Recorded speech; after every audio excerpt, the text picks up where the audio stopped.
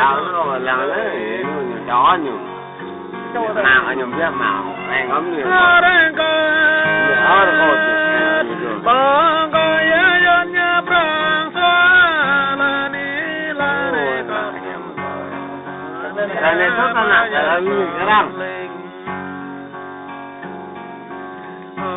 Chọt mà bướng bên giờ về mà re cơ. Mà bên giờ dèo. Ngoài trời dài mà re ba.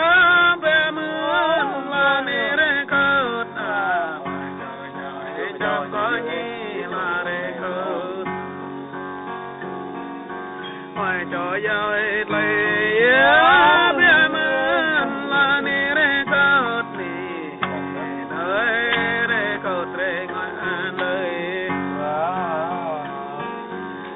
re cất re cất mang re cất re cất em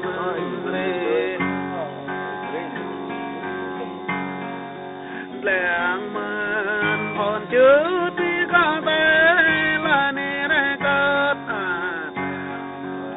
hồn lệ bịt liu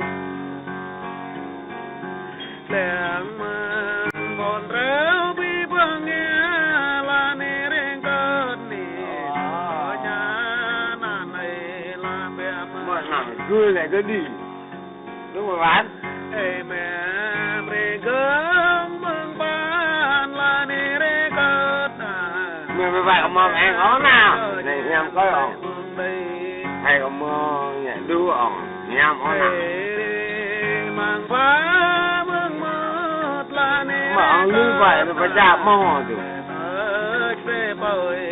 mày nó nặng em thấy mà tôi muốn người cười lo mà em làm đúng mà bạn để cưới này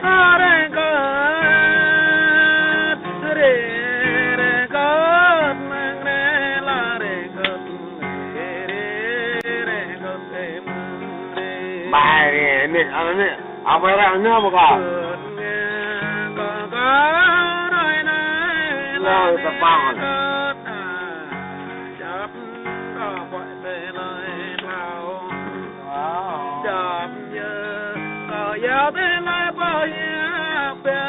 giờ mà nào tại giờ nghèo em gán rồi tại nếu nào thì có nào mà mệt thì cái mệt đó mệt